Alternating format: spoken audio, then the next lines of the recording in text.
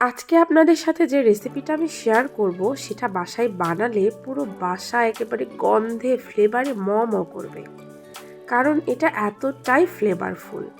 আর রেসিপিটা হলো spicy beef stick, ঝাল মিষ্টির অসাধারণ কম্বিনেশন। তাহলে চলুন বেশি বক বক না করে আমরা রেসিপিটা শুরু করি। স্পাইসি বিফ স্টিক বানানোর জন্য প্রথমে মাংসগুলোকে এরকম স্টিকের মতো করে কেটে নিতে হবে। এবারে মাংসের মধ্যে তেল, সয়া সস, ওয়েস্টার সস এবং স্পাইসি মশলা দিয়ে বেশ ভালো করে ম্যারিনেট করে রেখে দিতে হবে। এবারে চুলায় বেশ খানিকটা তেল গরম করে ওর মধ্যে একে একে ম্যারিনেট করা মাংসগুলো দিতে হবে। চুলার আঁচ লো ফ্লেমে রেখে মাংসগুলোকে বেশ সময় নিয়ে একেবারে ক্রিস্পি করে ভেজে তুলে নিতে হবে। তাহলেই কিন্তু তৈরি হয়ে যাবে গরম গরম ধোয়া ওঠা স্পাইসি বিফ স্টিক।